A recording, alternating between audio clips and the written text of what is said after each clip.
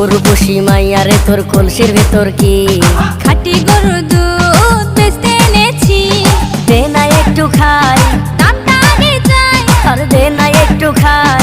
দামটা আগে চাই, তোদের মতো ভিড় খাওয়াদের চেনে রেখেছি।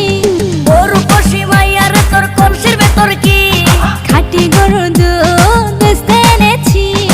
উর্বশী মাইয়ারে তোর কলসির ভেতর কি খাঁটি গরুর দুধ বেচতে এনেছি।